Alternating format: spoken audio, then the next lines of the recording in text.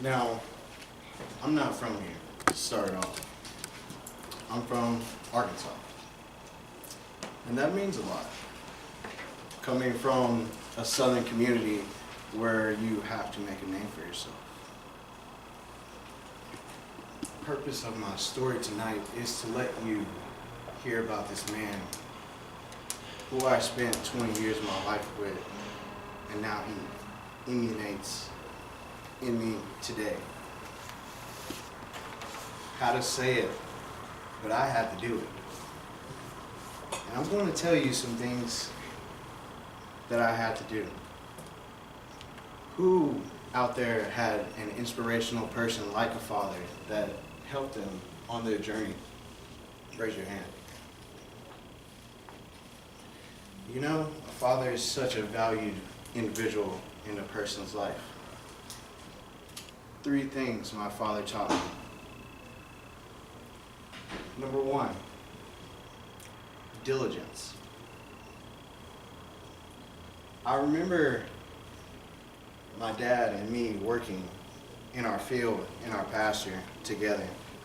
And all of a sudden he would just say, "Hey, go get that." I'd be like, "Go get what?" You know? He'd be like, the blue pliers, go get the blue pliers. The blue pliers are all the way in the shop by our house. You really want me to run? Like I said, it's how to say it, I had to do it. So here I go, running all the way, because I was small and I wanted to show my dad that I could keep up every step he took. Sometimes I would not bring the right tool back. And you know what he would say? "You know what? If you get it right the first time, you won't have to do it again." And so, once again, I had to run all the way to the shop. On our property, we have built many buildings. We built a shop that could hold a large cab tractor. We built side sheds that extend from the shop that hold four-wheelers, ATVs, electrical equipment, all kind of stuff my dad wants to collect. With building those buildings, we wanted to make sure that they stood right the first time. There was no going back and fixing those mistakes, because those mistakes were hard to fix. So in that, we always did it the first time, and we always did it right the first time. Diligence. How to say it, how to do it. And he made me do it. He made me work hard every day since I was 5. You know, I kind of think that he just wanted me to stay out of trouble, to be honest. So I wouldn't be a mischievous boy and go off and get myself in some trouble that I couldn't get myself out of. But at the end of the day, he was also teaching me that every day we have to go out there, we have to be productive, we have to get to the next step. Sometimes that was hard, building things and seeing my dad transform things that I thought was junk into something that was very workable. But at the end of all this, we moved from borrowing pastures to graze our cattle to having our own pastures behind our house.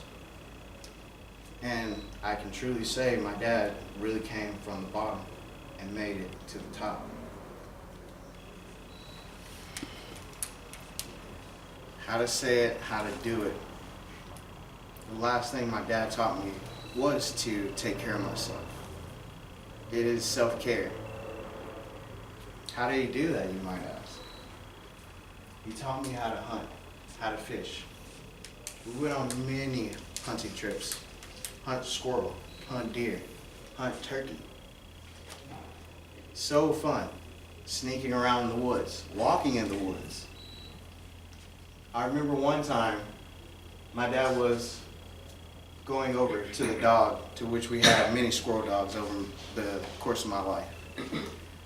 And all of a sudden, you hear out this bang!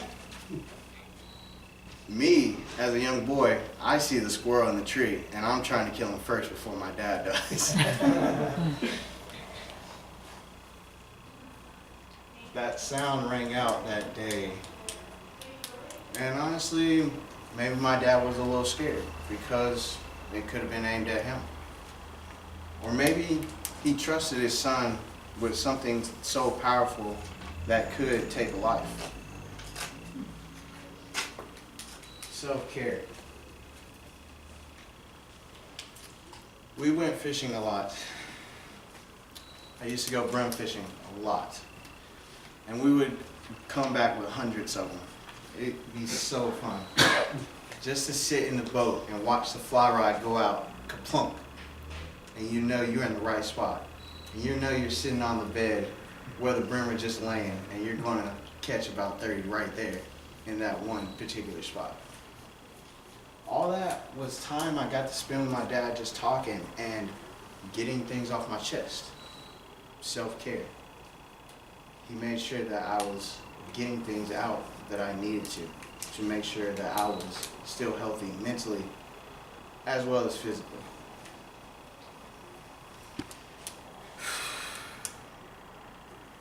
You know, the purpose of my story is to tell you how this man emanates in me today. And I, as y'all most know, I'm a case manager. And I try to go out there and support other people who can't support themselves sometimes. But all this extends from one man back in Arkansas, still in Arkansas, making his way today. I am his legacy, and I'm emanating right here. I'm Toastmasters.